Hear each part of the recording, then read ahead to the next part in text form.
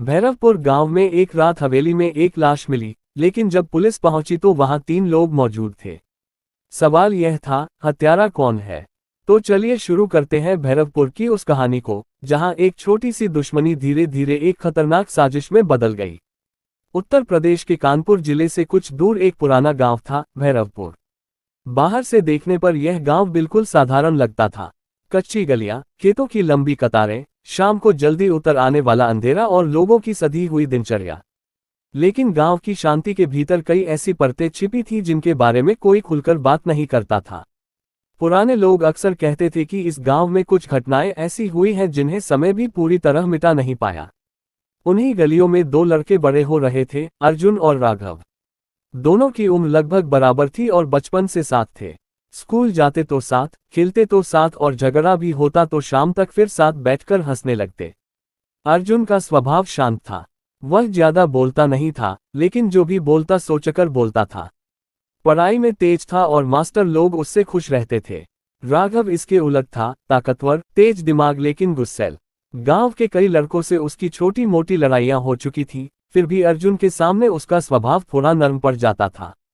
दोनों की दोस्ती इतनी पुरानी थी कि गांव वाले अक्सर कहते थे कि इन दोनों को अलग देखना अजीब लगता है। उनके बचपन की यादें पूरे गांव में फैली हुई थीं। तालाब के किनारे कूदना, आम के बाग में चोरी से आम तोड़ना और स्कूल से लौटते समय रास्ते में क्रिकेट खेलना। समय धीरे धीरे बदलता गया। बचपन किशोरावस्था में बदल गया। अब वही स्कूल, वही रास्ते और वही मैदान अलग अलग मायने रखने लगे थे। उसी समय गांव के स्कूल में एक नए शिक्षक का तबादला हुआ। उनका नाम था विनोद मिश्रा। वह अपनी बेटी मीरा को भी साथ लाए थे। मीरा शहर में पली बड़ी थी, इसलिए उसका अंदाज गांव की लड़कियों से अलग था। वह खुलकर बोलती थी, सवाल पूछती थी और पढ़ाई में बहुत तेज थी। जब वह पहली बार स्कूल के मैदान में आई तो कई लड़कों की नजरें उसी पर टिक गईं। लेकिन अर्जुन ने बस एक बार उसे देखा और अपनी किताब में सिर झुका लिया। शायद मीरा ने यही बात नोटिस की। कुछ ही हफ्तों में मीरा और अर्जुन के बीच बातचीत शुरू हो गई। शुरुआत पढ़ाई से हुई, फिर धीरे धीरे ये बातचीत लंबी होने लगी। स्कूल के बाद दोनों कभी लाइब्रेरी के पास खड़े होकर बातें करते, कभी गांव के बाहर पुराने बरगद के पेड़ के नीचे बैठ जाते। अर्जुन शहर जाने और बड़ा बनने के सपने देखता था और मीरा उसे बताती कि शहर की जिंदगी कैसी होती है। उनके बीच एक सहज भरोसा बन गया था। गांव के लोगों की नजरों में ये सिर्फ दोस्ती थी, लेकिन राघव को ये सब अच्छा नहीं लगता था। वह पहले चुप रहता, फिर धीरे धीरे उसकी चुप्पी भारी होने लगी। राघव ने कभी मीरा से अपने मन की बात नहीं कही थी, लेकिन उसे उम्मीद थी कि मीरा उसकी तरफ ध्यान देगी। जब उसने देखा कि मीरा अर्जुन के साथ ज्यादा समय बिताने लगी है तो उसके भीतर एक अजीब बेचैनी पैदा होने लगी। कई बार वह दूर से दोनों को देखता रहता। अर्जुन को शायद इसका अंदाजा नहीं था, लेकिन मीरा ने एक दिन यह बात महसूस की।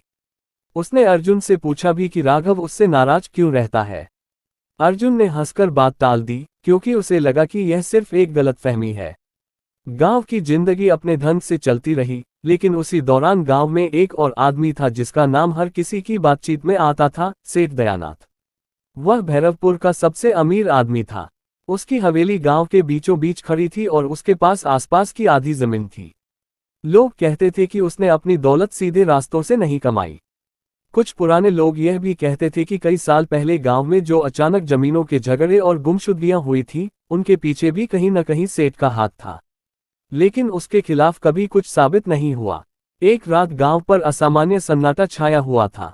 सर्द हवा चल रही थी और अधिकतर घरों में लोग जल्दी सो चुके थे। उसी रात सेठ दयानाथ की हवेली के अंदर कुछ ऐसा हुआ जिसकी खबर सुबह होते होते पूरे गांव में फैल गई। सुबह जब नौकर ने हवेली का अंदर वाला कमरा खोला तो सेठ दयानाथ फर्श पर पड़े थे। उनके सिर के पास खून जम चुका था। कमरे में चीजें बिखरी नहीं थीं, अलमारी बंद थी और दरवाजा अंदर से कुंडी लगा हुआ था। खबर कुछ ही मिनटों में गांव के हर घर तक पहुंच गई। लोग हवेली के बाहर जमा होने लगे। पुलिस भी दोपहर तक आ गई। जांच शुरू हुई तो कई बातें उलझने लगीं। कमरे में जबरदस्ती घुसने का कोई निशान नहीं था। नौकरों ने कहा कि रात को सेठ ने किसी को मिलने के लिए बुलाया था, लेकिन उन्होंने यह नहीं देखा कि वह कौन था। पुलिस ने आसपास के लोगों से पूछताछ शुरू की। उसी दौरान एक बुजुर्ग किसान ने बताया कि देर रात हवेली के पीछे वाली पगडंडी पर उसे किसी के कदमों की आहट सुनाई दी थी। अंधेरा ज्यादा था, इसलिए चेहरा साफ नहीं दिखा, लेकिन उसे लगा कि वहां एक से ज्यादा लोग थे। गांव में यह खबर फैलते देर नहीं लगी कि पुलिस शक के आधार पर कई युवकों से पूछताछ कर रही है। उसी सूची में अर्जुन का नाम भी आ गया। कारण ये था कि किसी ने उसे उस रात हवेली के पीछे की तरफ जाते देखा था। जब पुलिस अर्जुन के घर पहुंची तो उसके माता पिता घबरा गए। अर्जुन खुद भी हैरान था। उसने कहा कि वह वहां से बस गुजर रहा था क्योंकि वह मीरा के घर से लौट रहा था। पुलिस ने उसकी बात सुनी, लेकिन सवाल खत्म नहीं हुए। भीड़ से थोड़ा दूर खड़ा राघव सब देख रहा था।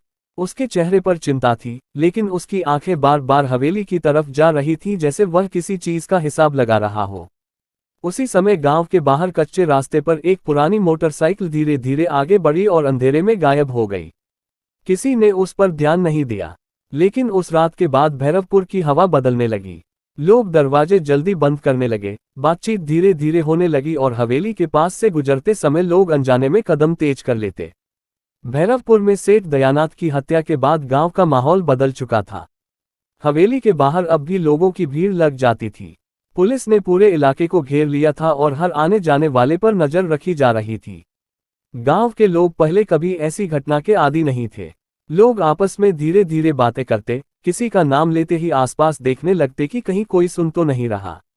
उसी बीच पुलिस की नजरें कुछ खास लोगों पर टिक गई थी, और उनमें सबसे ज्यादा चर्चा अर्जुन की हो रही थी। अर्जुन खुद भी समझ नहीं पा रहा था कि वह अचानक इस मामले में कैसे घिर गया। जिस रात हत्या हुई थी वह सचमुच मीरा के घर से लौट रहा था। उस शाम मीरा के पिता शहर गए हुए थे और मीरा अकेली थी। अर्जुन उससे पढ़ाई के नोट्स लेने गया था। देर तक बातें होती रहीं और जब वह वापस लौटा तब गांव लगभग सो चुका था। रास्ता छोटा करने के लिए वह हवेली के पीछे वाली पगडंडी से होकर निकला था। उसे ये नहीं पता था कि उसी रात हवेली के अंदर एक हत्या हो जाएगी और अगली सुबह उसका नाम चर्चा में आ जाएगा। पुलिस इंस्पेक्टर सुरेंद्र चौहान इस केस की जांच कर रहे थे। वह अनुभवी अफसर थे और गांव की अफवाहों पर जल्दी भरोसा नहीं करते थे। उन्होंने अर्जुन को थाने बुलाकर लंबी पूछताछ की। अर्जुन ने वही बात दोहराई कि वह मीरा से मिलने गया था और लौटते समय उस रास्ते से गुजर गया। इंस्पेक्टर ने उससे कई बार वही सवाल अलग अलग तरीके से पूछे, लेकिन अर्जुन की बात नहीं बदली। आखिर में उसे घर जाने दिया गया, लेकिन चेतावनी दी गई कि गांव से बाहर जाने की कोशिश न करे। उधर गांव के दूसरे कोने में राघव चुपचाप अपने काम में लगा हुआ था। वह खेतों में जाता, लोगों से सामान्य तरीके से बात करता, लेकिन उसके मन में कुछ और ही चल रहा था। पिछले कुछ दिनों में वह अर्जुन से कम मिलने लगा था। अर्जुन ने भी ये बदलाव महसूस किया, लेकिन उसने सोचा कि शायद राघव अभी भी मीरा को लेकर नाराज है। उसने कई बार राघव से बात करने की कोशिश की, लेकिन हर बार राघव ने बात जल्दी खत्म कर दी। एक शाम अर्जुन मीरा से मिलने गया। मीरा के चेहरे पर भी चिंता साफ दिख रही थी। उसने अर्जुन से कहा कि गांव में लोग तरह तरह की बातें कर रहे हैं और उसके पिता भी परेशान हैं। अर्जुन ने उसे भरोसा दिलाया कि सच सामने आएगा और वह निर्दोष है। दोनों देर तक चुप बैठे रहे। हवा में एक अजीब बेचैनी थी। मीरा ने धीरे से कहा कि उसे लगता है इस हत्या के पीछे कोई बड़ी बात छिपी है। अर्जुन ने भी महसूस किया कि मामला साधारण नहीं है। सेठ दयानाथ जैसे आदमी के दुश्मन कम नहीं थे। उसी रात गांव के बाहर पुराने कुएं के पास दो आदमी धीमी आवाज में बात कर रहे थे। अंधेरा इतना घना था कि उनके चेहरे साफ नहीं दिख रहे थे। उनमें से एक ने कहा कि पुलिस जल्दी ही गलत दिशा में भटक जाएगी। दूसरे आदमी ने धीमे स्वर में जवाब दिया कि अभी जल्दीबाजी नहीं करनी चाहिए। गांव में डर फैल चुका है और यही सबसे जरूरी था। थोड़ी देर बाद दोनों अलग अलग दिशाओं में चले गए। अगले दिन पुलिस ने हवेली के पुराने नौकर गोपाल को हिरासत में लिया। गोपाल पिछले 15 साल से सेठ के साथ था और घर की हर बात जानता था। पूछताछ में उसने बताया कि हत्या वाली रात सेठ किसी खास आदमी का इंतजार कर रहा था। उसने नौकरों को जल्दी सो जाने को कहा था और खुद अपने कमरे में बंद हो गया था। लेकिन वह यह नहीं बता पाया कि वह मेहमान कौन था। गांव में यह खबर फैलते ही लोग फिर से चर्चा करने लगे। कुछ लोग कह रहे थे कि सेठ का किसी से जमीन को लेकर बड़ा झगड़ा चल रहा था। कुछ लोग यह भी कह रहे थे कि उसके पास कई लोगों के कर्ज के कागज थे और शायद किसी ने उन्हें हासिल करने के लिए ये सब किया। लेकिन इन बातों के बीच एक और खबर धीरे धीरे फैलने लगी। किसी ने रात के अंधेरे में हवेली के पास राघव जैसी कद काठी वाले आदमी को भी देखा था। ये बात अभी सिर्फ कुछ लोगों तक सीमित थी, लेकिन हवा की तरह फैल रही थी। अर्जुन को जब यह बात पता चली तो वह सीधे राघव के पास पहुंचा। उसने बिना घुमाए सीधे पूछा कि क्या वह उस रात हवेली के पास गया था। राघव ने पहले तो हंसकर बात टालने की कोशिश की, लेकिन अर्जुन की नजरें उससे हट नहीं रही थीं। कुछ पल की चुप्पी के बाद राघव ने कहा कि वह वहां से गुजरा जरूर था, लेकिन उसने कुछ नहीं किया। अर्जुन ने राहत की सांस ली, लेकिन उसके मन में एक छोटा सा संदेह फिर भी रह गया। वह बचपन से राघव को जानता था और उसके चेहरे की हल्की सी बेचैनी भी पहचान सकता था। उस बातचीत के बाद दोनों कुछ देर चुप खड़े रहे और फिर अलग अलग दिशाओं में चले गए। उधर इंस्पेक्टर चौहान हवेली की फिर से जांच कर रहे थे। कमरे की दीवार के पास उन्हें फर्श पर एक बहुत छोटा सा धातु का टुकड़ा मिला जो पहले किसी की नजर में नहीं आया था। उन्होंने उसे ध्यान से देखा और तुरंत सबूत के तौर पर पैक कर लिया। उनके चेहरे पर पहली बार हल्की गंभीरता दिखाई दी, जैसे कोई बात उनके दिमाग में बैठ गई हो। उसी शाम गांव के बाहर वाली सड़क पर एक जीप रुकी। उसमें से एक आदमी उतरा जिसने आसपास नजर दौड़ाई और फिर धीरे धीरे गांव की तरफ चल पड़ा। उसके कदमों में कोई जल्दबाजी नहीं थी, लेकिन उसके चेहरे पर ऐसा भाव था जैसे वह यहां पहले भी आ चुका हो। कुछ देर बाद वह आदमी सीधे उसी पुराने कुएं की तरफ मुड़ गया जहां पिछली रात दो परछाइयां खड़ी थीं। भैरवपुर में सेठ दयानाथ की मौत को 3 दिन बीत चुके थे, लेकिन गांव में फैला डर कम नहीं हुआ था। हवेली के आसपास अब भी पुलिस की आवाजाही लगी रहती थी। इंस्पेक्टर सुरेंद्र चौहान हर दिन किसी न किसी से पूछताछ कर रहे थे। गांव के लोग पहले जितना खुलकर बातें करते थे, अब उतना नहीं करते थे। हर किसी को लगता था कि कहीं कोई बात उसके सिर पर न आ जाए। इसी बीच अर्जुन के घर के बाहर से गुजरने वाले लोगों की नजरें बदलने लगी थीं। कुछ लोग सहानुभूति से देखते, कुछ शक की नजर से। अर्जुन ने अपने आप को शांत रखने की कोशिश की, लेकिन भीतर ही भीतर वह बेचैन हो चुका था। उसे सबसे ज्यादा तकलीफ इस बात की थी कि उसकी वजह से उसके माता पिता परेशान हो रहे थे। उसकी माँ कई बार उसे समझाती कि सच छिपता नहीं है, लेकिन अर्जुन जानता था कि गांव में अफवाहें सच से ज्यादा तेज फैलती हैं। उस शाम वह खेतों की तरफ निकल गया। हवा में गेहूं की बालियां झूल रही थीं, लेकिन उसके मन में एक अजीब भारीपन था। दूसरी तरफ राघव भी पिछले कुछ दिनों से कम बोलने लगा था। गांव के कई लोग ये बदलाव नोटिस कर रहे थे। वह पहले की तरह दोस्तों के साथ देर तक नहीं बैठता था। अक्सर अकेले ही खेतों के रास्तों पर घूमता दिखाई देता। उसके मन में क्या चल रहा था, यह कोई नहीं जानता था। लेकिन जो लोग उसे बचपन से जानते थे, वे समझ रहे थे कि उसके भीतर कुछ उथल पुथल जरूर है। उसी शाम अर्जुन सीधे राघव के घर पहुंच गया। उसने तय कर लिया था कि अब जो भी शक है, साफ कर लेना चाहिए। राघव घर के बाहर खाट पर बैठा था। दोनों कुछ पल तक बिना बोले एक दूसरे को देखते रहे। अर्जुन ने धीरे से पूछा कि वह इन दिनों उससे बच क्यों रहा है। राघव ने पहले हंसने की कोशिश की, लेकिन उसकी हंसी बनावटी लग रही थी। उसने कहा कि गांव में जो बातें फैल रही हैं, उनसे वह भी परेशान है। अर्जुन ने उससे वही सवाल दोहराया जो उसके मन में बार बार उठ रहा था, हत्या वाली रात वह हवेली के पास क्यों था। इस बार राघव ने सीधा जवाब दिया कि वह किसी से मिलने गया था। अर्जुन ने पूछा कौन। राघव कुछ पल चुप रहा, फिर बोला कि ये बात अभी बताना ठीक नहीं है। अर्जुन को ये जवाब पसंद नहीं आया। दोनों के बीच पहली बार एक ठंडी खामोशी खड़ी हो गई। ये वही दोस्ती थी जो बचपन से चली आ रही थी, लेकिन उस शाम पहली बार लगा कि उसके बीच कोई दीवार खड़ी हो गई है। अर्जुन बिना कुछ कहे वहां से लौट आया।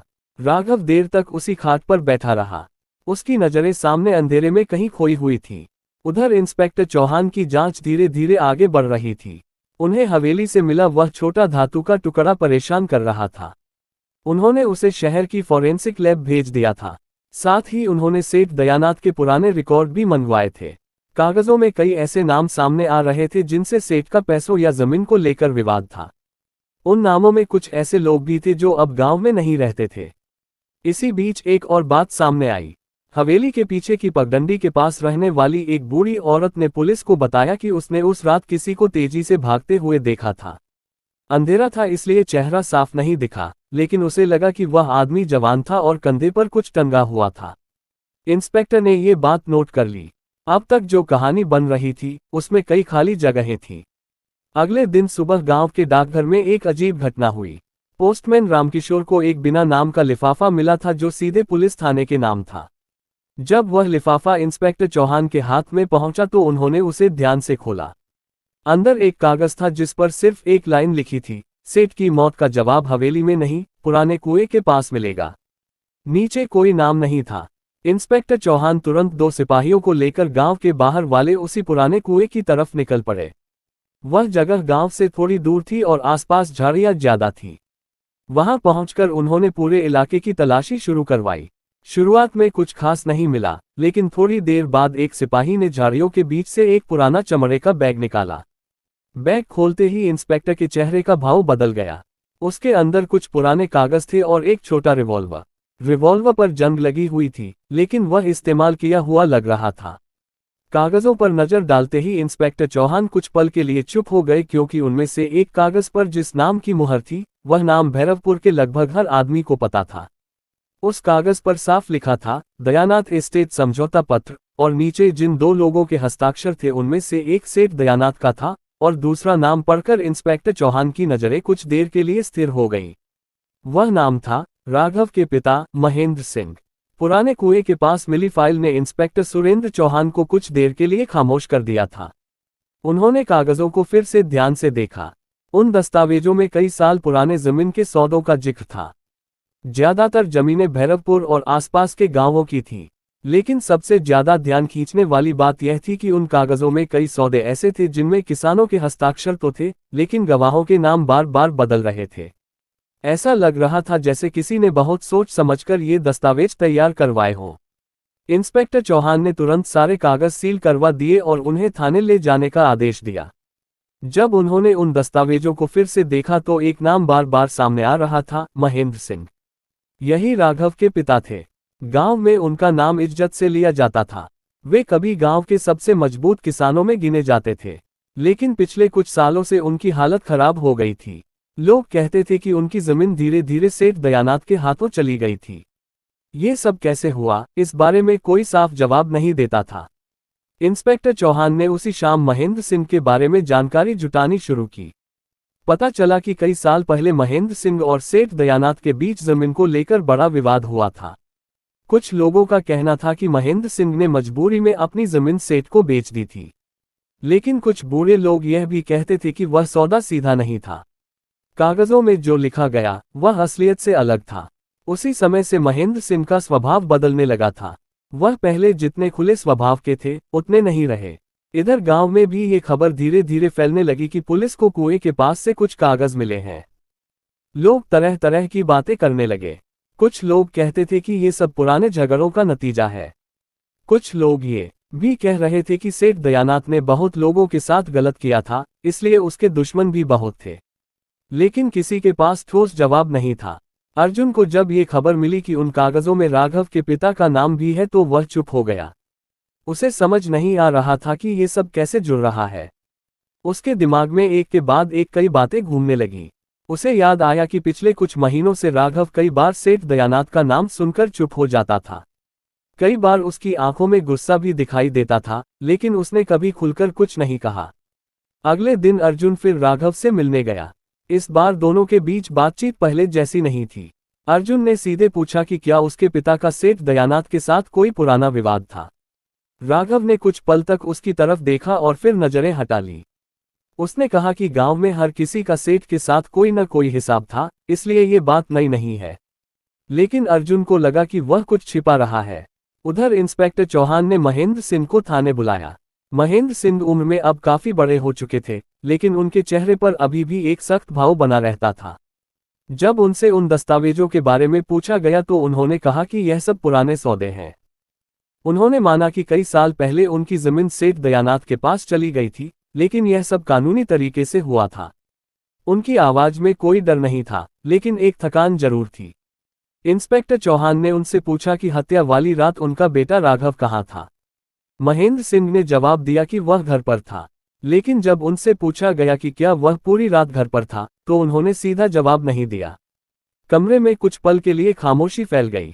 उसी समय थाने में खबर आई कि हवेली के एक पुराने कमरे की तलाशी में कुछ और कागज मिले हैं। इंस्पेक्टर चौहान तुरंत वहां पहुंच गए। हवेली का वह कमरा लंबे समय से बंद था। दीवारों पर धूल जमी हुई थी और खिड़कियों से हल्की रोशनी अंदर आ रही थी। सिपाहियों ने कमरे की अलमारी खोली तो उसमें कई फाइलें रखी हुई थीं। उनमें से कुछ में गांव के कई लोगों के नाम थे। इंस्पेक्टर चौहान एक एक फाइल देखते जा रहे थे कि अचानक एक फोटो जमीन पर गिर पड़ी। उन्होंने झुककर उसे उठाया। फोटो पुरानी थी और किनारों से पीली पड़ चुकी थी।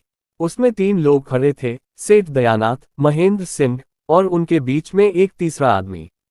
उस तीसरे आदमी को देखकर इंस्पेक्टर चौहान कुछ पल तक चुप खड़े रहे, क्योंकि वह चेहरा उन्हें कहीं देखा हुआ लग रहा था। कुछ सेकंड बाद उन्हें याद आया कि वह चेहरा किसका था। वह आदमी वही था जिसे 2 दिन पहले किसी ने गांव के बाहर जीप से उतरते देखा था। हवेली के पुराने कमरे में मिली वह फोटो इंस्पेक्टर सुरेंद्र चौहान के हाथ में कुछ देर तक स्थिर रही। फोटो की धूल उन्होंने अपनी उंगलियों से हल्के से साफ की। तस्वीर पुरानी थी, शायद 10-12 साल पहले की। उसमें सेठ दयानाथ और महेंद्र सिंह के चेहरे साफ दिखाई दे रहे थे, लेकिन बीच में खड़ा तीसरा आदमी थोड़ा अलग दिखाई देता था। उसके चेहरे पर हल्की मुस्कान थी, जैसे वह बाकी दोनों से ज्यादा आत्मविश्वास में हो। इंस्पेक्टर चौहान के दिमाग में तुरंत वही दृश्य घूम गया जब 2 दिन पहले गांव के बाहर एक जीप से कोई आदमी उतरा था और सीधे पुराने कुएं की तरफ चला गया था।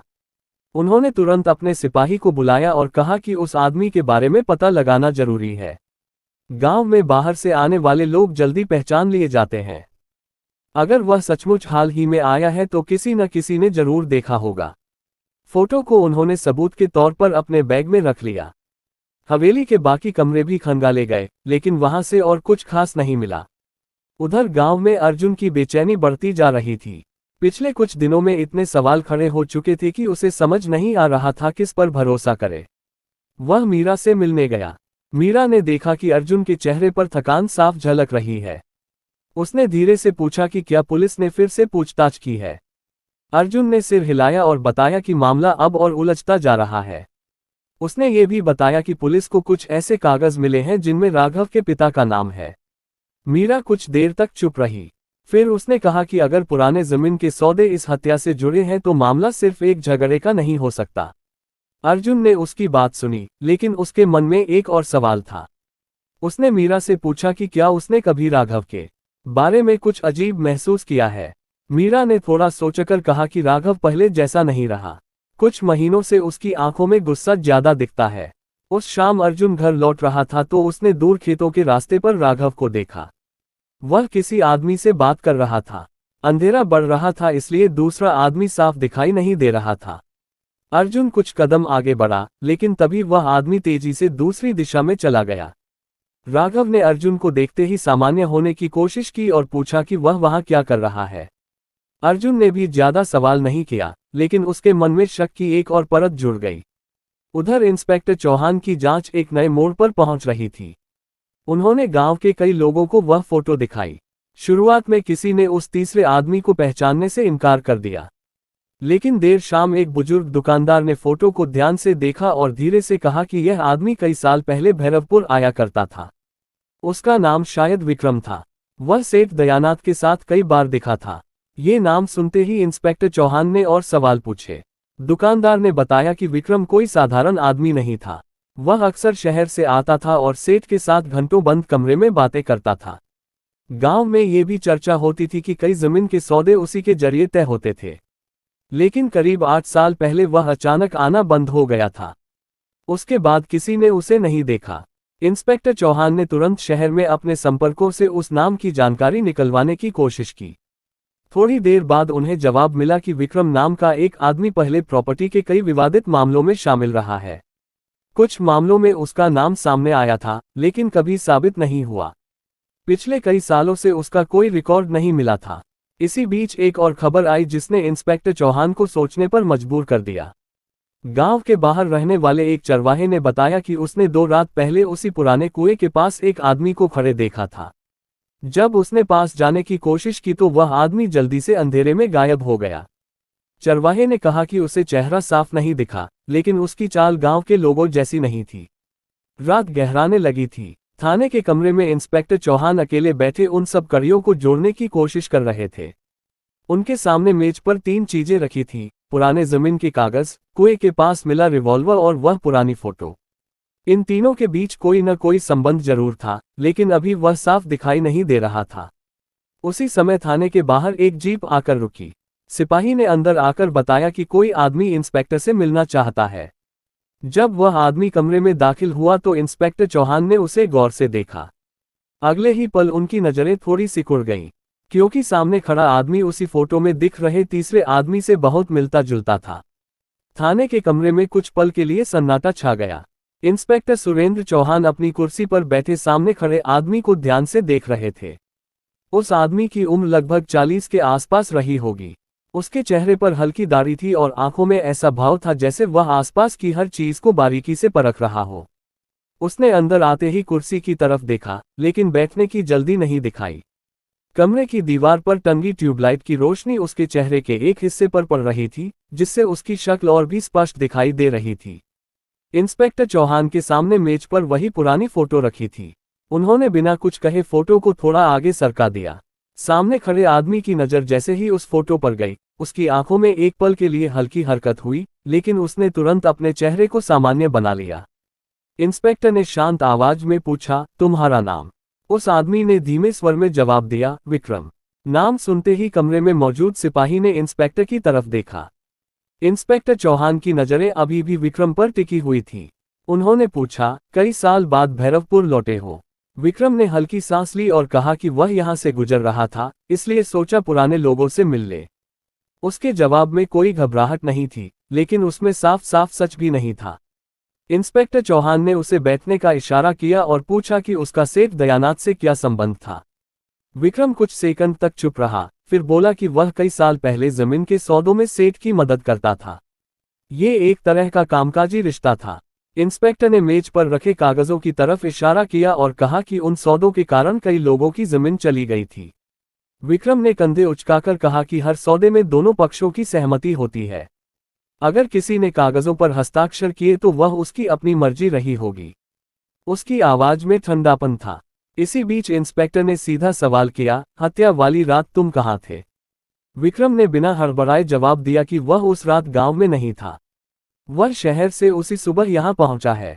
इंस्पेक्टर चौहान ने उसे कुछ पल तक देखा। उनके अनुभव ने उन्हें सिखाया था कि कई बार झूठ बोलते समय आदमी की आंखें सच बता देती हैं। लेकिन विक्रम की नजरें स्थिर थीं। पूछताछ अभी खत्म नहीं हुई थी, लेकिन इंस्पेक्टर चौहान ने उसे फिलहाल जाने दिया। जाते समय विक्रम ने एक बार कमरे के चारों तरफ नजर दौड़ाई और बिना कुछ कहे बाहर निकल गया। जीप स्टार्ट होने की आवाज कुछ ही देर में दूर चली गई।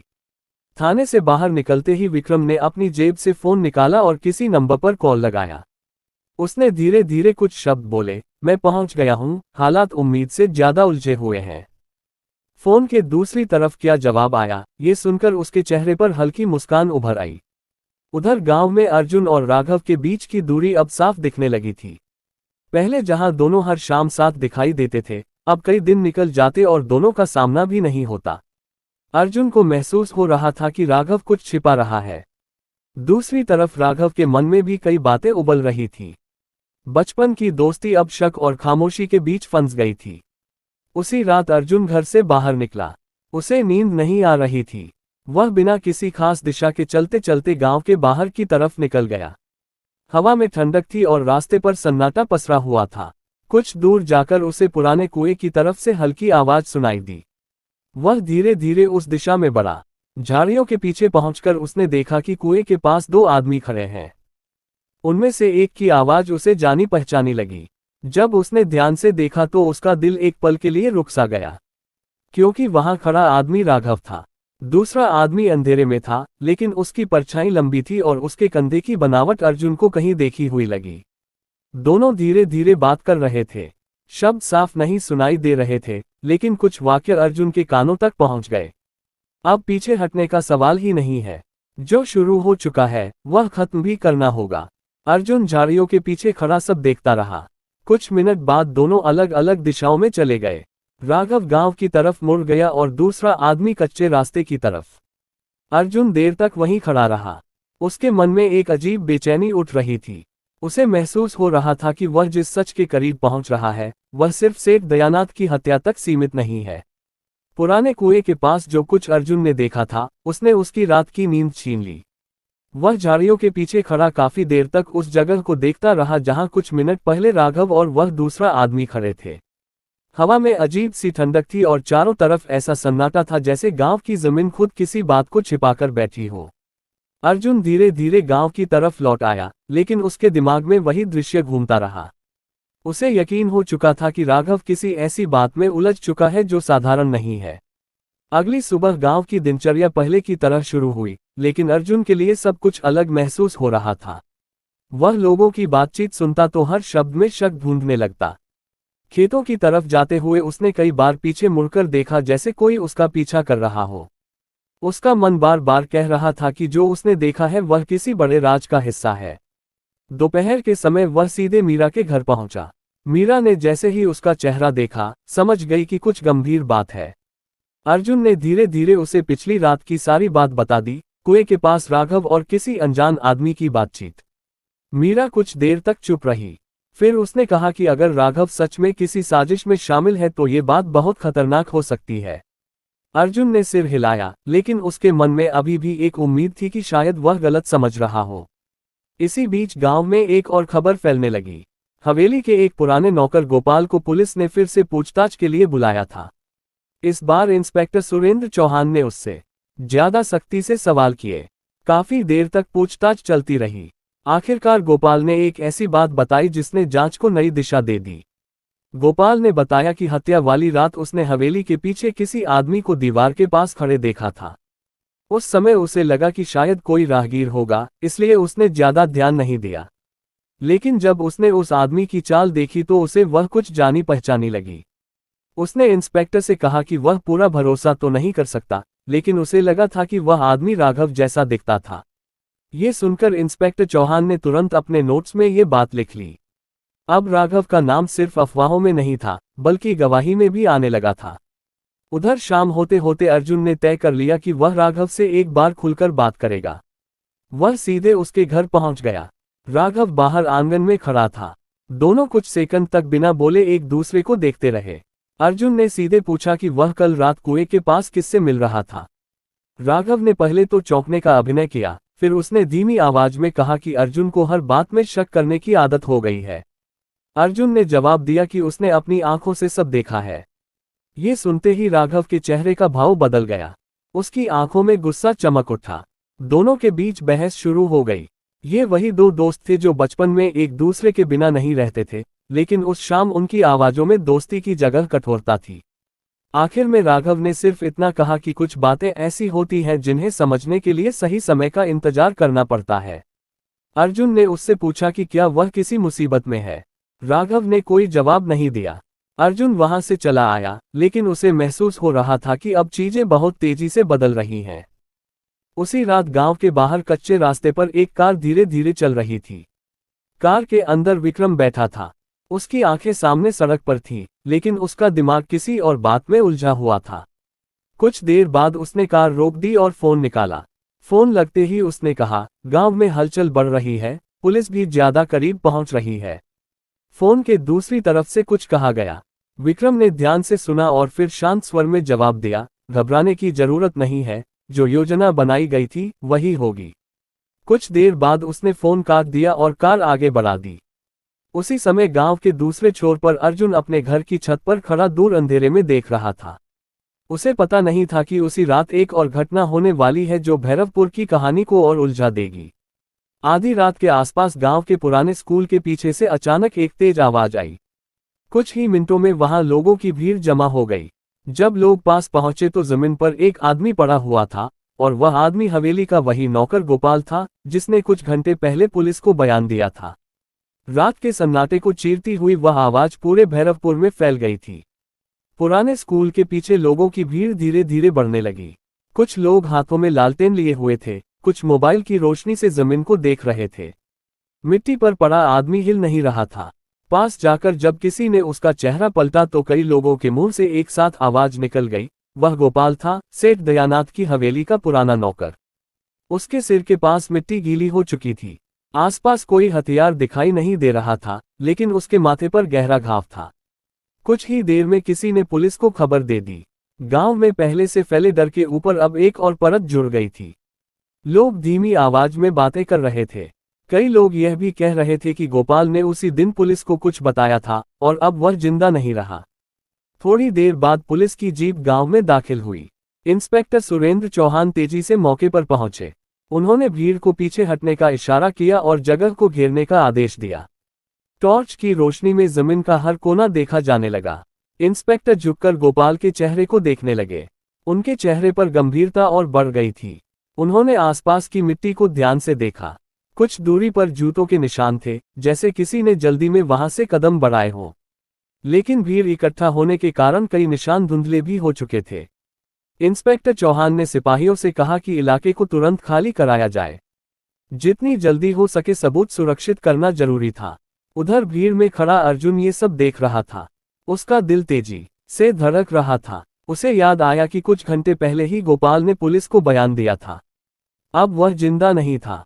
अर्जुन के मन में ये सवाल और गहरा हो गया कि आखिर कौन ऐसी बातें छिपाना चाहता है जिनके सामने आने से पहले ही गवाह खत्म होने लगे। मीरा भी वहां आ गई थी। उसने दूर खड़े अर्जुन को देखा और धीरे से उसके पास आकर खड़ी हो गई। दोनों कुछ देर तक बिना बोले उस जगह को देखते रहे जहां पुलिस जांच कर रही थी। मीरा ने धीमे स्वर में कहा कि ये सब संयोग नहीं हो सकता। अर्जुन ने उसकी बात सुनी, लेकिन उसके मन में एक और डर था। अगर यह सचमुच किसी बड़ी साजिश का हिस्सा है तो इसका अगला निशाना कौन हो सकता है। रात काफी देर तक जांच चलती रही। आखिरकार पुलिस ने गोपाल की लाश को पोस्टमार्टम के लिए भेज दिया। इंस्पेक्टर चौहान थाने लौट आए, लेकिन उनका दिमाग तेजी से काम कर रहा था। उन्होंने अपने नोट्स सामने रखे। पहले सेठ दयानाथ की हत्या, फिर पुराने जमीन के कागज, विक्रम का अचानक गांव में आना और अब गोपाल की मौत। इन घटनाओं के बीच कोई न कोई संबंध जरूर था। सुबह होते होते एक और खबर सामने आई। पोस्टमार्टम की शुरुआती रिपोर्ट में बताया गया कि गोपाल के सिर पर किसी भारी चीज से वार किया गया था।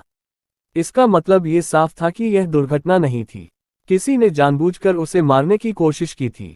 इसी बीच इंस्पेक्टर चौहान को एक और जानकारी मिली जिसने उन्हें सोचने पर मजबूर कर दिया। गांव के एक लड़के ने बताया कि उसने रात को स्कूल के पास एक मोटरसाइकिल खड़ी देखी थी। जब वह डर के कारण पास नहीं गया तो बाइक वहां से चली गई। लड़के ने यह भी कहा कि उस बाइक की आवाज गांव में कम ही सुनाई देती थी, जैसे वह बाहर की हो।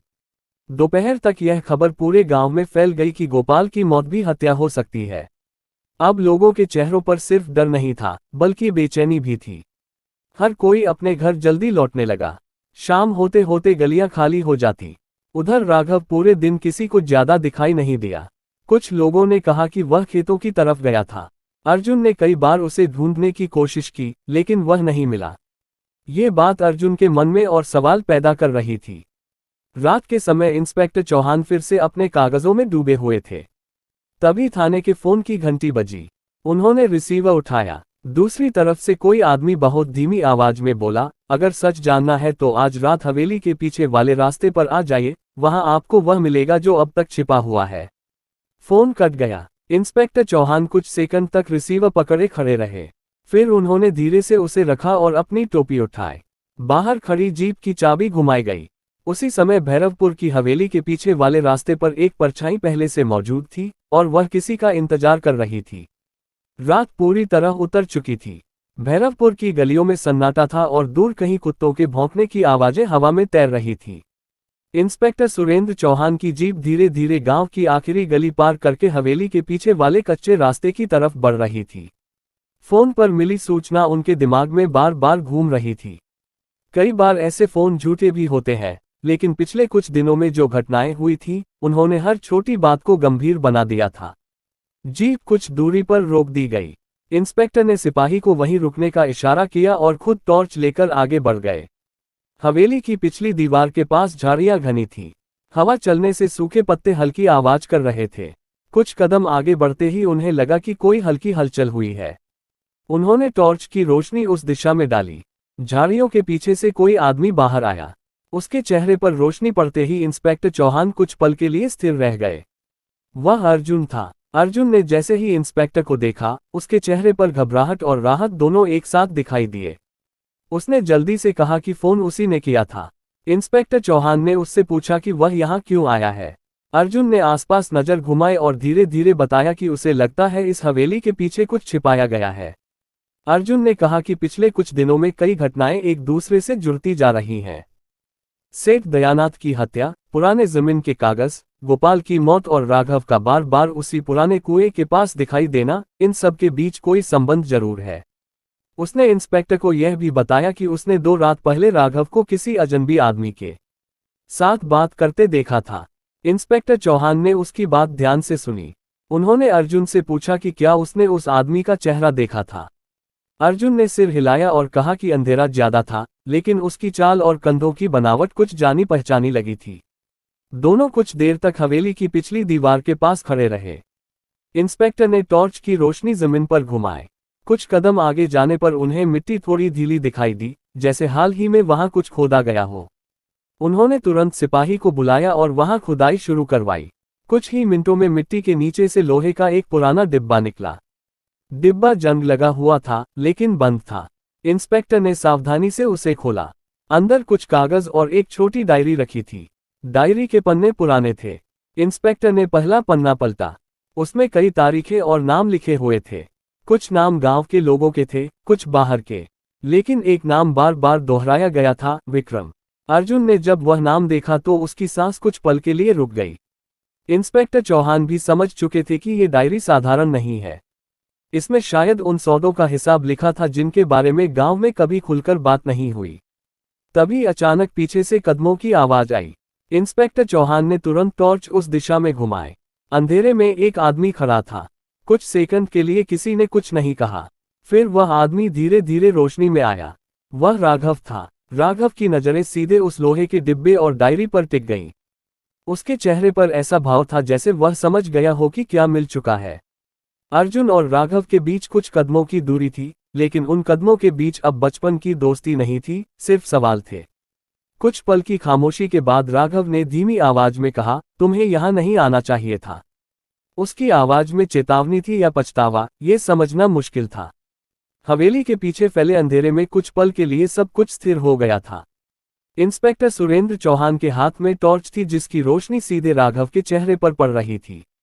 अर्जुन वहीं खड़ा था। उसकी नजरें कभी राघव पर जाती तो कभी जमीन पर रखे उस लोहे के डिब्बे और खुली डायरी पर टिक जाती।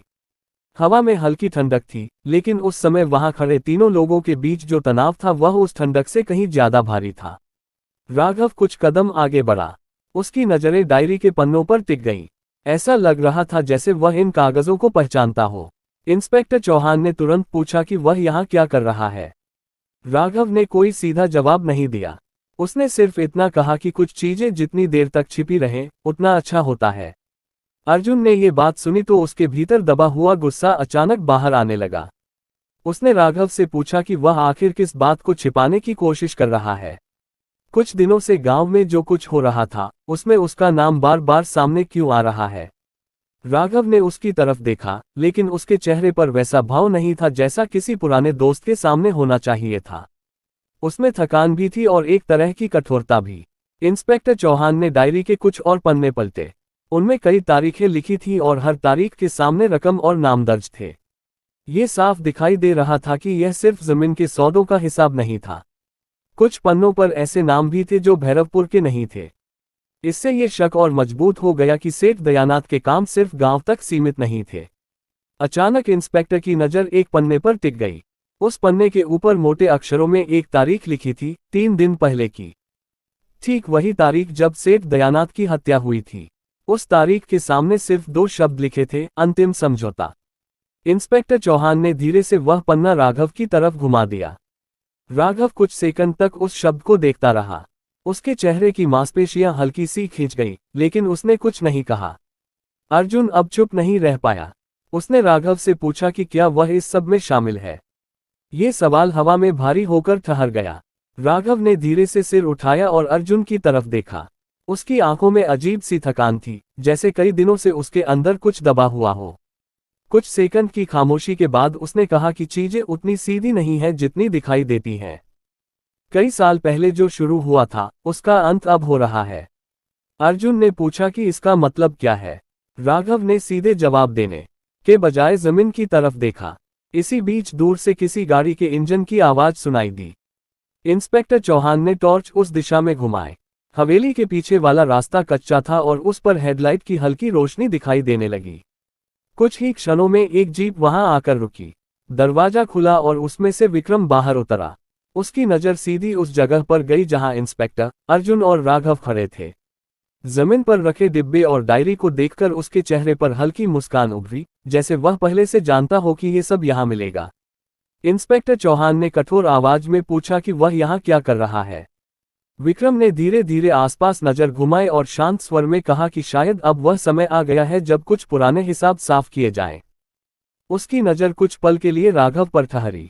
दोनों के बीच कोई शब्द नहीं बोला गया, लेकिन उनकी आंखों में एक ऐसी पहचान थी जिसे अर्जुन ने पहले कभी नहीं देखा था। अर्जुन के मन में अब एक ही सवाल घूम रहा था, क्या राघव और विक्रम पहले से एक दूसरे को जानते थे?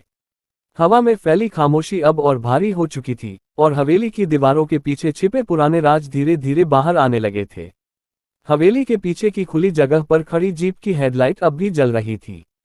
उसकी रोशनी में चारों तरफ की झाड़ियां और दीवारों की परछाइयां लंबी दिखाई दे रही थी। इंस्पेक्टर सुरेंद्र चौहान, अर्जुन, राघव और विक्रम चारों एक दूसरे से कुछ दूरी पर खड़े थे। जमीन पर पड़ा लोहे का डिब्बा खुला था और उसके अंदर से निकली डायरी के पन्ने हवा से हल्के हल्के हिल रहे थे। विक्रम ने धीरे से आगे कदम बढ़ाया। उसकी नज़र सीधे उस डायरी पर थी। ऐसा लग रहा था जैसे वह उन पन्नों को पहचानता हो। इंस्पेक्टर चौहान ने तुरंत उसे वहीं रुकने का इशारा किया। विक्रम ठहर गया, लेकिन उसके चेहरे पर कोई घबराहट नहीं थी। वह शांत स्वर में बोला कि जिस चीज को वे सबूत समझ रहे हैं, वह दरअसल कई साल पुराने खेल का हिसाब है। अर्जुन की नज़र राघव पर थी। उसे अब भी ये समझ नहीं आ रहा था कि राघव इस सब में किस तरह जुड़ा हुआ है। उसने सीधे राघव से पूछा कि वह विक्रम को कैसे जानता है।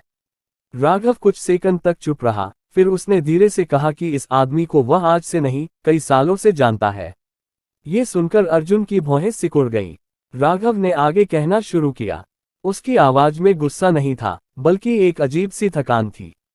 उसने बताया कि कई साल पहले जब उसके पिता महेंद्र सिंह की जमीन सेठ दयानाथ के हाथ चली गई थी, तब गांव में किसी को सही सच्चाई नहीं पता थी। कागजों पर सब कुछ कानूनी दिखता था, लेकिन असलियत कुछ और थी। विक्रम उस समय सेठ के साथ मिलकर जमीन के सौदे करवाता था। वह लोगों को भरोसा दिलाता, कागज तैयार करवाता और फिर धीरे धीरे उनकी जमीन सेठ के नाम हो जाती। कई लोगों ने मजबूरी में हस्ताक्षर किए थे, कुछ को धोखे में रखा गया था। राघव ने कहा कि उसके पिता भी उसी जाल में फंस गए थे। ये सब बताते हुए उसकी नज़र एक पल के लिए विक्रम पर गई।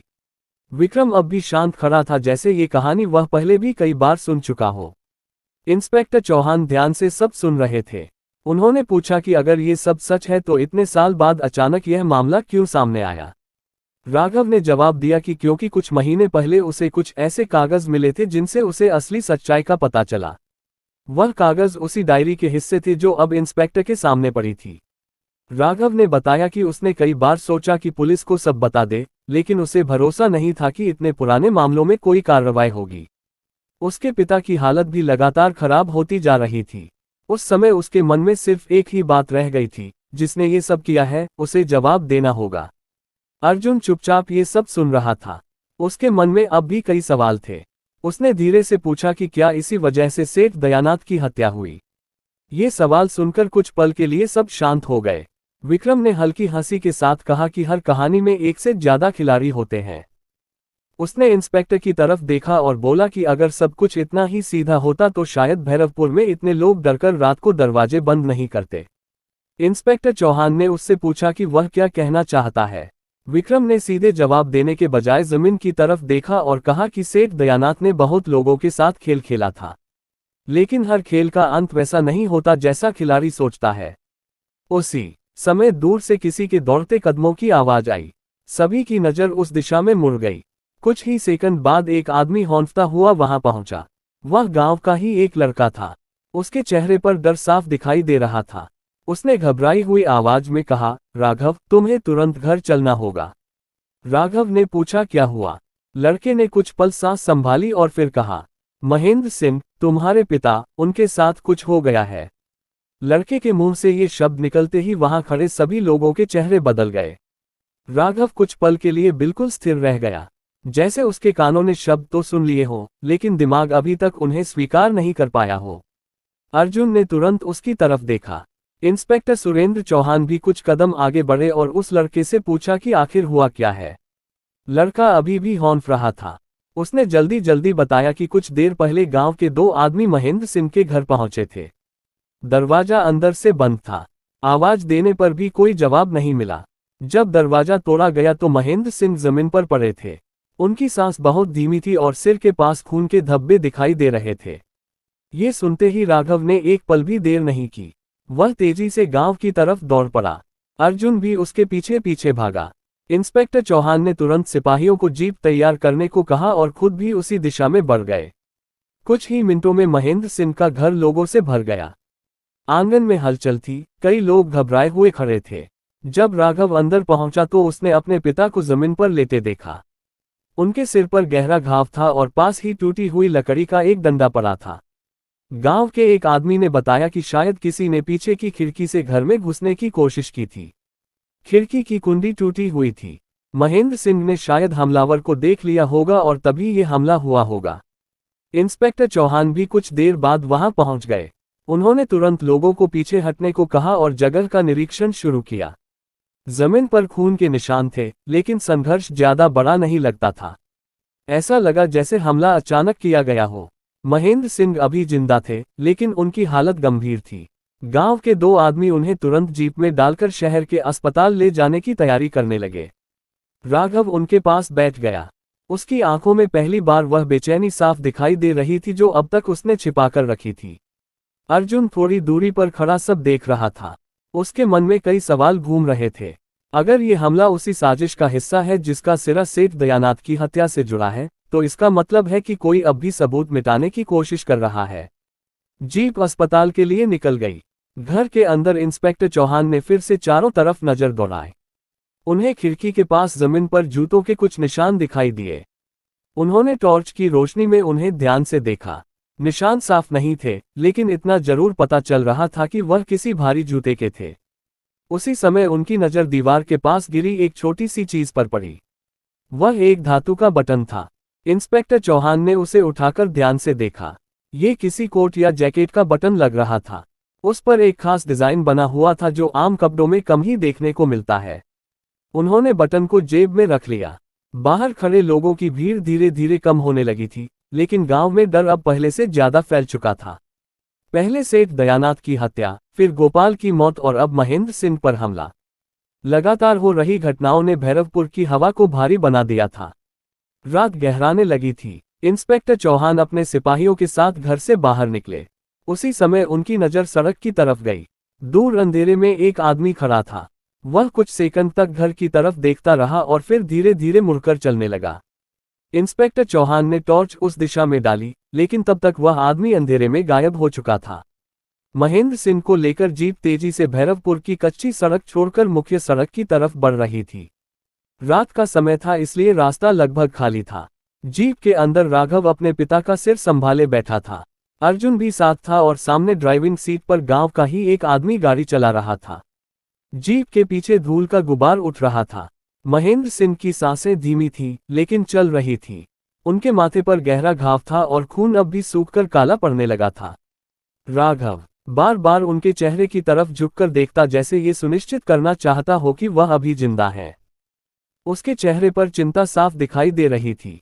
ये वही आदमी था जो पिछले कुछ दिनों से अपने भावों को छिपाकर रखे हुए था, लेकिन इस समय उसके अंदर की सारी कठोरता टूटती हुई लग रही थी। अर्जुन चुप बैठा था। उसके मन में कई बातें घूम रही थी। वह समझ नहीं पा रहा था कि जो घटनाएं लगातार हो रही हैं उनका अंत कहां जाकर होगा। उसे ये भी महसूस हो रहा था कि कोई ऐसा आदमी है जो हर बार एक कदम आगे रह रहा है। करीब 40 मिनट बाद जीप शहर के अस्पताल पहुंची। डॉक्टरों ने तुरंत महेंद्र सिंह को अंदर ले लिया। बाहर इंतजार करते हुए राघव की नजरें दरवाजे पर टिकी थी। अर्जुन उसके पास खड़ा था, लेकिन दोनों के बीच अब भी वही खामोशी थी जो पिछले कुछ दिनों से बढ़ती जा रही थी। कुछ देर बाद डॉक्टर बाहर आए।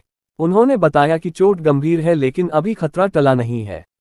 सिर पर गहरा वार हुआ था। अगर कुछ घंटे देर हो जाती तो शायद जान बचाना मुश्किल हो जाता। फिलहाल उन्हें निगरानी में रखा जाएगा। ये सुनकर राघव ने गहरी सांस ली। उसकी आंखों में कुछ पल के लिए राहत दिखाई दी। उधर भैरवपुर में इंस्पेक्टर सुरेंद्र चौहान अभी भी जांच में लगे हुए थे। महेंद्र सिंह के घर से मिले बटन ने उनके दिमाग में एक नई संभावना पैदा कर दी थी। उन्होंने उस बटन को बार बार देखा। उस पर बना डिजाइन उन्हें कहीं देखा हुआ लग रहा था। थाने पहुंचकर उन्होंने अपने सिपाही से कहा कि गांव में जिन लोगों के पास भारी जैकेट या कोट हैं, उनकी जानकारी जुटाई जाए। खासकर उन लोगों की जो पिछले कुछ दिनों में गांव में नए दिखाई दिए हैं। उसी समय उन्हें एक और जानकारी मिली। गांव के चाय वाले ने बताया कि पिछले 2 दिनों से एक आदमी अक्सर उसकी दुकान पर आता था। वह ज्यादा बातें नहीं करता था, लेकिन देर तक बैठा रहता था। उसके कपड़े गांव के लोगों से अलग थे और उसने मोटा गहरा रंग का कोट पहन रखा था। इंस्पेक्टर चौहान ने तुरंत उस आदमी का हुलिया नोट किया। जब उन्होंने ध्यान से सुना तो उन्हें एहसास हुआ कि यह हुलिया किसी और का नहीं, बल्कि विक्रम का हो सकता है। रात के करीब 11 बजे इंस्पेक्टर चौहान खुद जीप लेकर गांव के बाहर वाले रास्ते की तरफ निकल पड़े। उन्हें लग रहा था कि विक्रम अभी भी आसपास ही कहीं होगा। जीप कुछ दूर जाकर रुकी।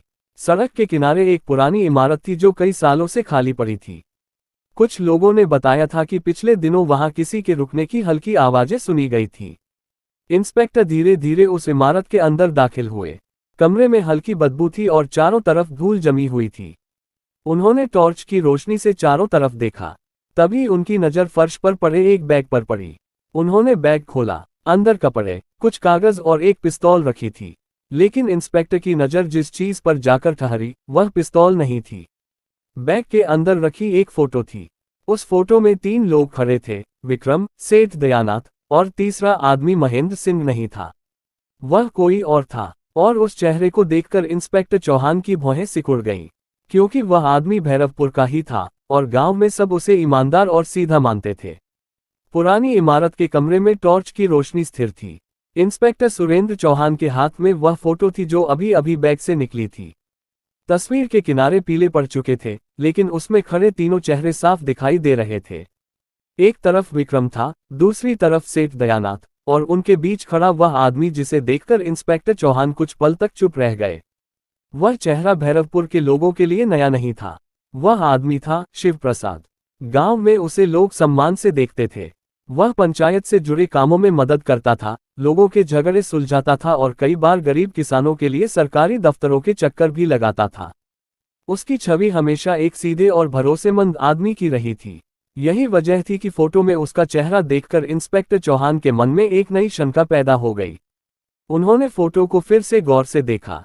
तस्वीर शायद कई साल पुरानी थी।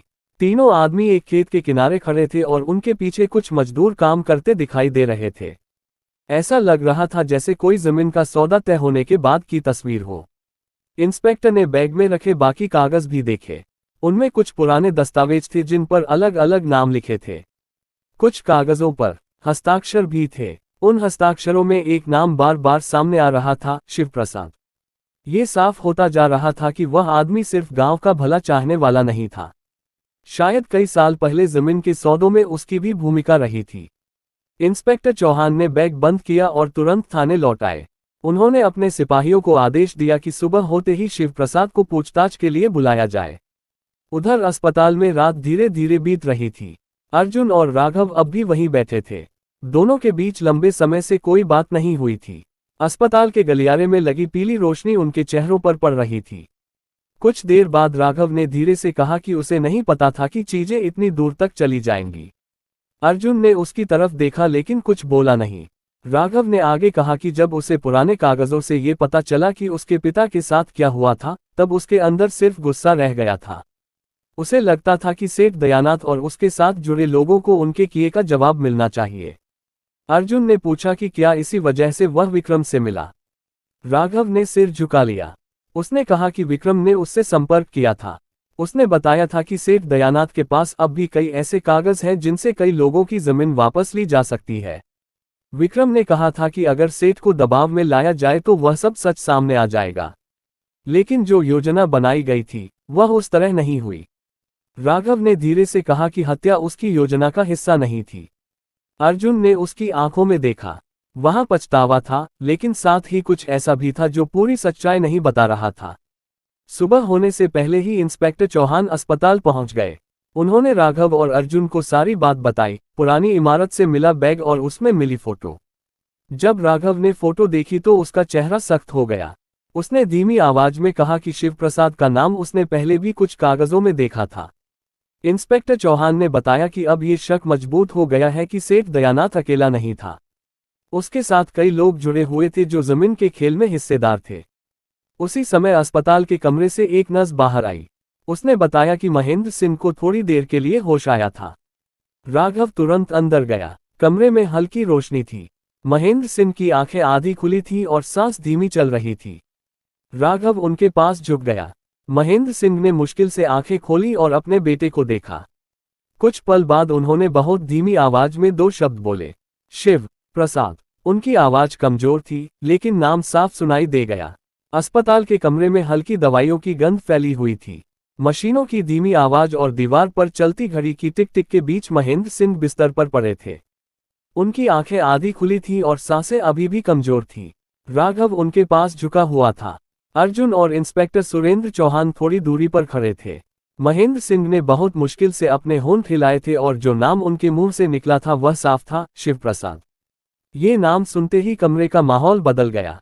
राघव ने धीरे से अपने पिता का हाथ पकड़ा और पूछा कि आखिर क्या हुआ था। महेंद्र सिंह की आंखें कुछ पल के लिए स्थिर रहीं, जैसे वह अपनी यादों को जोड़ने की कोशिश कर रहे हों। फिर उन्होंने टूटती हुई आवाज में कहना शुरू किया कि जो कुछ सालों पहले हुआ था वह सिर्फ जमीन का सौदा नहीं था। उन्होंने बताया कि सेठ दयानाथ अकेले काम नहीं करता था। गांव में कुछ लोग ऐसे थे जो बाहर से देखने में ईमानदार लगते थे, लेकिन असल में वही लोग किसानों को समझाकर कागजों पर हस्ताक्षर करवाते थे। शिवप्रसाद उन्हीं लोगों में से एक था। महेंद्र सिंह की आवाज बार बार रुक रही थी, लेकिन जो शब्द निकल रहे थे वे कहानी का नया हिस्सा खोल रहे थे। उन्होंने कहा कि कई साल पहले शिवप्रसाद ने ही उन्हें भरोसा दिलाया था कि जमीन का सौदा अस्थायी है और कुछ समय बाद वह जमीन वापस मिल जाएगी। उसी भरोसे में उन्होंने दस्तावेजों पर हस्ताक्षर किए थे, लेकिन बाद में उन्हें पता चला कि कागज पूरी तरह से सेठ दयानाथ के पक्ष में थे। जब उन्होंने इसका विरोध किया तो उन्हें धमकियां मिलने लगी। कमरे में खड़े अर्जुन और इंस्पेक्टर चौहान ध्यान से ये सब सुन रहे थे। महेंद्र सिंह ने आगे कहा कि कुछ दिन पहले शिवप्रसाद अचानक उनके घर आया था। उसने पुराने मामलों का जिक्र किया और कहा कि अगर वे चुप रहें तो सब ठीक रहेगा। लेकिन जब महेंद्र सिंह ने साफ मना कर दिया और कहा कि अब सच सामने आएगा, तभी उस रात उन पर हमला हुआ। इतना कहने के बाद उनकी आवाज धीमी पड़ने लगी। डॉक्टर ने इशारा किया कि उन्हें ज्यादा बोलने नहीं दिया जा सकता। राघव पीछे हट गया, लेकिन उसके चेहरे पर अब पहले से ज्यादा गुस्सा दिखाई दे रहा था। अस्पताल के बाहर आते ही इंस्पेक्टर चौहान ने फैसला कर लिया कि अब शिवप्रसाद से तुरंत पूछताछ करनी होगी। सुबह होते ही पुलिस की जीप भैरवपुर पहुंची और सीधे शिवप्रसाद के घर के सामने रुकी। घर का दरवाजा खुला था। अंदर का आंगन खाली था। इंस्पेक्टर चौहान ने आवाज लगाई, लेकिन कोई जवाब नहीं मिला। जब वह अंदर गए तो उन्हें एहसास हुआ कि घर के कई सामान गायब हैं। अलमारी खुली थी और कुछ कपड़े नहीं थे। ऐसा लग रहा था जैसे कोई जल्दी जल्दी में घर छोड़कर चला गया हो। इंस्पेक्टर चौहान समझ चुके थे कि शिवप्रसाद को खबर मिल चुकी है।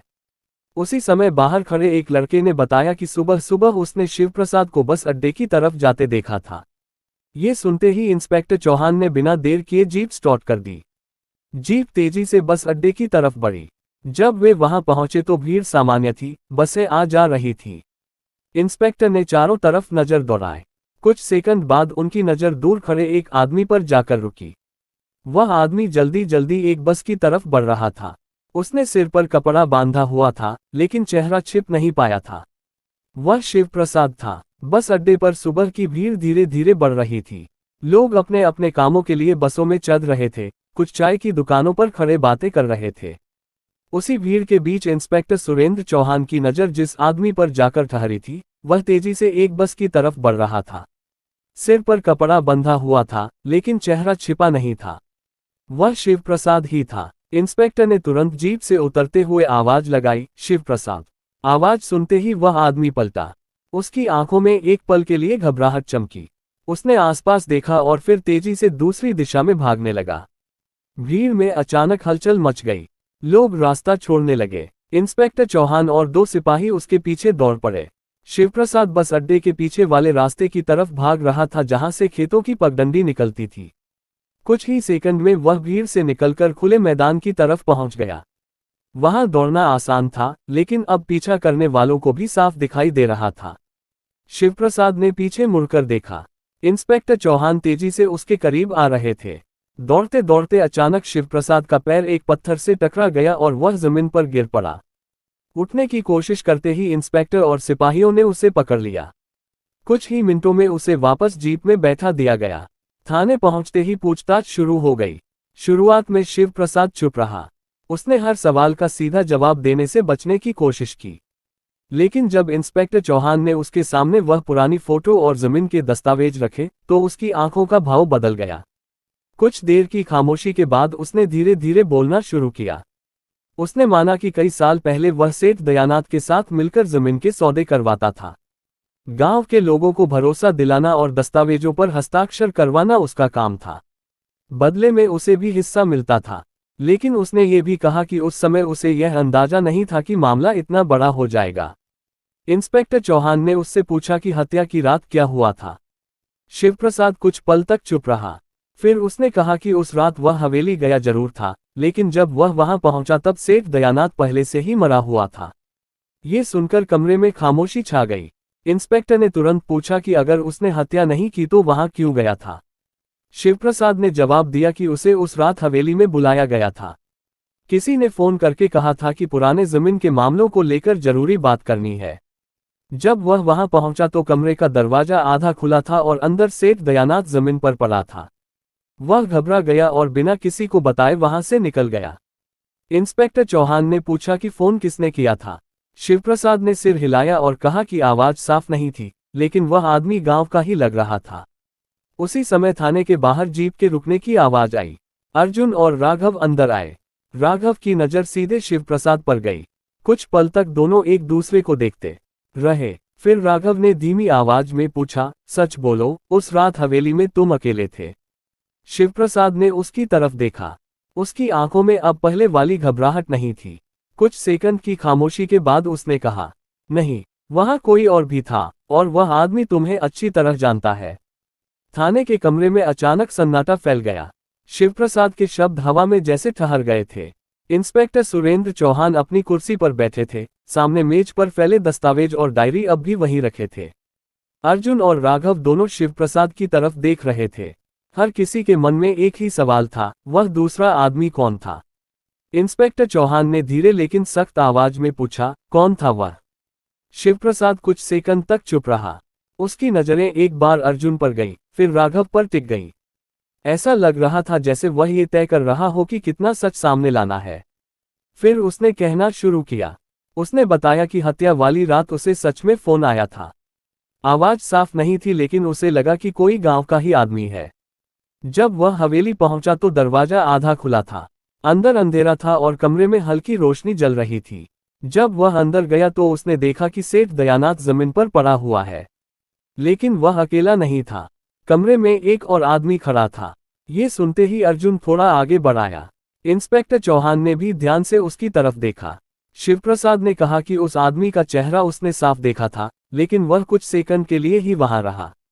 जैसे ही शिवप्रसाद कमरे में घुसा, वह आदमी जल्दी से बाहर निकल गया। इंस्पेक्टर चौहान ने पूछा, पहचानते हो उसे? शिवप्रसाद ने सिर झुकाकर कहा कि हाँ, वह आदमी भैरवपुर का ही था। राघव की आंखें सिकुड़ गईं। शिवप्रसाद ने आगे कहा कि वह आदमी गांव में सबको सीधा और भरोसेमंद लगता है।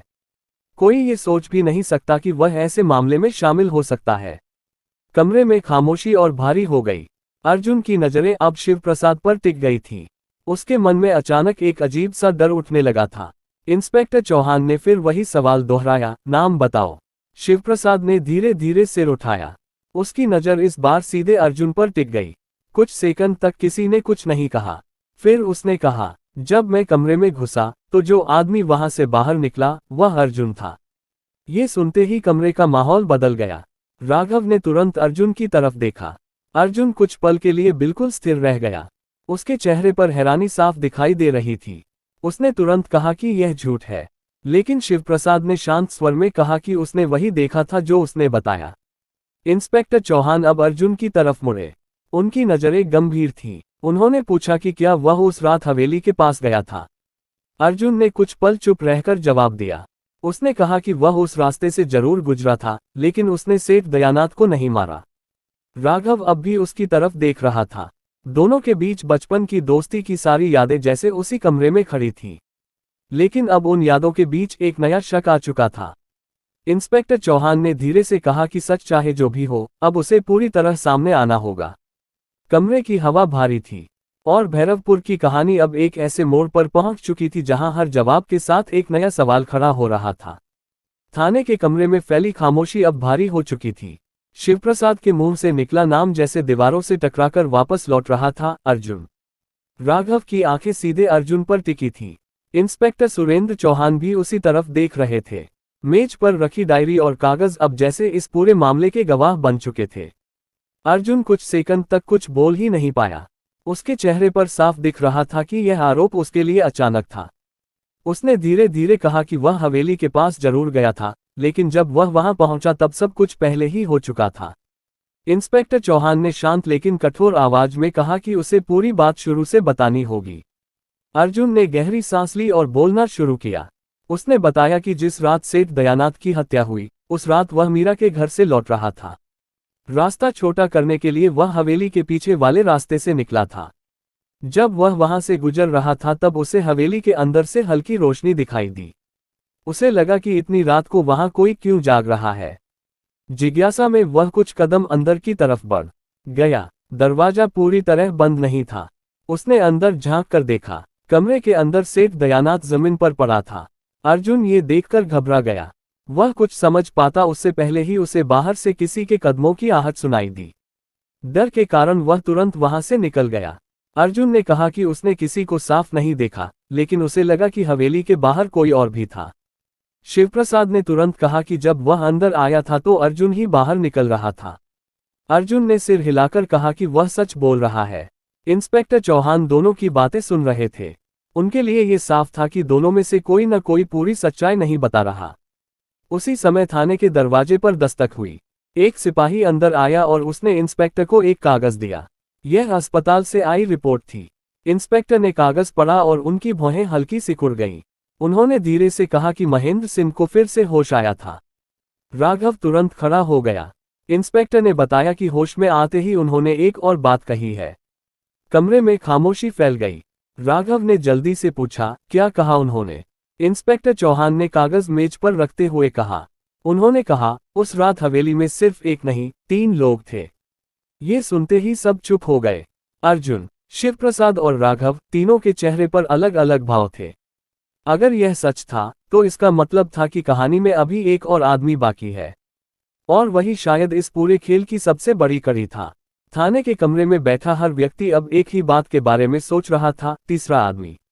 अगर उस रात हवेली में सचमुच 3 लोग मौजूद थे, तो इसका मतलब था कि कहानी का सबसे अहम हिस्सा अभी सामने आना बाकी है। इंस्पेक्टर सुरेंद्र चौहान ने मेज पर रखे कागजों को धीरे से एक तरफ सरकाया और कुर्सी से उठ खड़े हुए।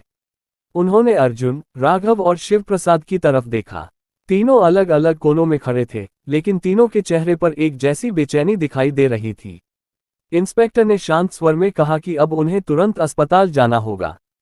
कुछ ही देर में जीप अस्पताल की तरफ बढ़ रही थी। रास्ते में कोई ज्यादा बात नहीं हुई। राघव खिड़की के बाहर देखता रहा। अर्जुन सिर झुकाए बैठा था और इंस्पेक्टर चौहान के दिमाग में अब तक की हर घटना घूम रही थी। सेठ दयानाथ की हत्या, गोपाल की मौत, महेंद्र सिंह पर हमला और अब तीसरे आदमी का जिक्र।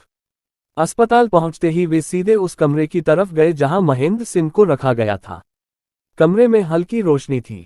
डॉक्टर और नर्स पास खड़े थे। महेंद्र सिंह की आंखें आधी खुली थीं, लेकिन इस बार वह पहले से थोड़े ज्यादा होश में लग रहे थे। राघव उनके पास झुक गया। महेंद्र सिंह ने धीरे धीरे आंखें घुमाई और कमरे में मौजूद लोगों को देखा। इंस्पेक्टर चौहान ने धीरे से पूछा, उस रात हवेली में तीसरा आदमी कौन था? महेंद्र सिंह कुछ पल तक चुप रहे, जैसे यादों को जोड़ने की कोशिश कर रहे हों। फिर उन्होंने धीमी आवाज में कहना शुरू किया। उन्होंने बताया कि जिस रात सेठ दयानाथ की मौत हुई, उससे कुछ घंटे पहले उन्हें खबर मिली थी कि हवेली में पुराने जमीन के कागजों को लेकर कुछ बड़ा फैसला होने वाला है। उसी वजह से कई लोग वहां पहुंच सकते थे। उन्होंने कहा कि वह खुद वहां नहीं गए थे, लेकिन उन्हें बाद में जो पता चला उससे ये साफ था कि उस रात वहां 3 लोग मौजूद थे, अर्जुन, शिवप्रसाद और एक तीसरा आदमी। इंस्पेक्टर चौहान ने तुरंत पूछा, कौन? महेंद्र सिंह की आवाज बहुत कमजोर थी। उन्होंने मुश्किल से होंठ हिलाए। विक्रम। कमरे में खामोशी फैल गई। अर्जुन ने एक पल के लिए सिर उठाकर इंस्पेक्टर की तरफ देखा। राघव की मुठियां कस गईं। अब कहानी की तीनों परछाइयां साफ हो चुकी थी, अर्जुन, शिवप्रसाद और विक्रम। लेकिन असली सवाल अभी भी वही था। इन तीनों में से वह कौन था जिसने सेठ दयानाथ की जान ली? कमरे के बाहर अस्पताल के गलियारे में अचानक किसी के तेज कदमों की आवाज गूंजी। एक सिपाही दौड़ता हुआ अंदर आया। उसने हौंफते हुए कहा, सर, अभी खबर मिली है, विक्रम शहर से निकलने की कोशिश कर रहा है। अस्पताल के कमरे में खड़े सभी लोग एक साथ सिपाही की तरफ मुड़ गए। उसके शब्द साफ थे, विक्रम शहर से निकलने की कोशिश कर रहा है। इंस्पेक्टर सुरेंद्र चौहान ने एक पल भी देर नहीं की। उन्होंने तुरंत आदेश दिया कि जीप तैयार की जाए। कुछ ही मिनटों में पुलिस की जीप अस्पताल के बाहर से तेज रफ्तार में निकल चुकी थी। रात का समय था और सड़क लगभग खाली थी। इंजन की आवाज सुनसान रास्ते में दूर तक गूंज रही थी। जीप के अंदर इंस्पेक्टर चौहान के दिमाग में सारी कड़ियां एक साथ घूम रही थी। अब तक की कहानी में 3 नाम साफ हो चुके थे, अर्जुन, शिव प्रसाद और विक्रम। लेकिन जिस तरह घटनाएं लगातार बदली थीं, उससे यह भी साफ था कि सच अब भी पूरी तरह सामने नहीं आया है। शहर से बाहर जाने वाली मुख्य सड़क पर एक चेकपोस्ट बनाया गया था। पुलिस की दूसरी गाड़ी पहले से वहां खड़ी थी। इंस्पेक्टर चौहान की जीप वहां पहुंची तो एक सिपाही दौड़ता हुआ उनके पास आया और बोला कि कुछ देर पहले एक काली कार तेजी से उस रास्ते से निकली है। कार का हुलिया वही था जो विक्रम इस्तेमाल करता था। जीप तुरंत उसी दिशा में दौड़ पड़ी। करीब 10 मिनट बाद दूर सड़क पर हेडलाइट्स दिखाई दी। वही काली कार तेजी से आगे बढ़ रही थी। इंस्पेक्टर चौहान ने सायरन बजाने का आदेश दिया। सायरन की तेज आवाज सुनते ही सामने चल रही कार ने रफ्तार और बढ़ा दी। अब सड़क पर एक तेज पीछा शुरू हो चुका था। कुछ किलोमीटर तक दोनों गाड़ियां लगभग बराबर रफ्तार से दौड़ती रहीं। आखिरकार एक मोड़ पर सामने चल रही कार अचानक फिसल गई और सड़क किनारे मिट्टी में जाकर रुक गई। पुलिस की जीप भी तुरंत पीछे रुक गई। इंस्पेक्टर चौहान और सिपाही तेजी से कार की तरफ बढ़े। दरवाजा खुला और विक्रम बाहर निकल आया। उसके चेहरे पर घबराहट कम और थकान ज्यादा दिखाई दे रही थी। उसने चारों तरफ देखा और फिर धीरे से हाथ ऊपर उठा दिए। कुछ ही सेकंड में उसे पकड़ लिया गया। थाने लाकर जब उससे पूछताछ शुरू हुई तो शुरुआत में वह चुप रहा। लेकिन जब इंस्पेक्टर चौहान ने उसके सामने डायरी, फोटो और बाकी सबूत रखे तो उसने धीरे धीरे बोलना शुरू किया। विक्रम ने माना कि कई सालों तक वह सेठ दयानाथ के साथ मिलकर जमीन के सौदे करवाता रहा था। लेकिन बाद में पैसों को लेकर दोनों के बीच विवाद हो गया था। उसने कहा कि जिस रात हत्या हुई, उस रात वह सच में हवेली गया था। वह सेठ दयानाथ से पुराने हिसाब बराबर करने पहुंचा था। कमरे में दोनों के बीच बहस हुई। बहस इतनी बढ़ गई कि धक्का मुक्की शुरू हो गई। इसी धक्का मुक्की में सेठ दयानाथ का सिर पीछे रखी लोहे की मेज से टकरा गया। वह वहीं गिर पड़ा। कुछ सेकंड के लिए विक्रम भी घबरा गया। उसी समय दरवाजे पर किसी के कदमों की आहट हुई। वह अर्जुन था। अर्जुन ने अंदर झांककर यह दृश्य देखा और डर के कारण तुरंत बाहर चला गया। विक्रम ने कहा कि उसके बाद वह भी जल्दी से वहां से निकल गया। कमरे में फिर कुछ देर बाद शिव प्रसाद आया होगा। इंस्पेक्टर चौहान ने उसकी बात ध्यान से सुनी। कमरे में कुछ देर तक खामोशी रही। कहानी की सबसे बड़ी कड़ी अब सामने आ चुकी थी। सेठ दयानाथ की मौत किसी सोची समझी हत्या से ज्यादा एक हिंसक झगड़े का नतीजा थी। लेकिन इस कहानी में सिर्फ एक मौत नहीं हुई थी। गोपाल की हत्या और महेंद्र सिंह पर हमला अब भी अलग सवाल थे। थाने के कमरे में बैठे इंस्पेक्टर चौहान ने धीरे से कहा कि मामला अभी पूरी तरह खत्म नहीं हुआ है, क्योंकि कई बार सच सामने आने के बाद भी कहानी खत्म नहीं होती। और भैरवपुर की इस कहानी में अभी भी कुछ ऐसे राज बचे हुए थे जिन्हें समय ने पूरी तरह उजागर नहीं किया था। भैरवपुर की इस कहानी में सच सामने आ चुका है, लेकिन क्या ये पूरा सच है? यह फैसला आप खुद कीजिए। अगर आपको ऐसी ही क्राइम और सस्पेंस कहानियां पसंद हैं तो वीडियो को लाइक करें और चैनल को सब्सक्राइब जरूर करें। धन्यवाद।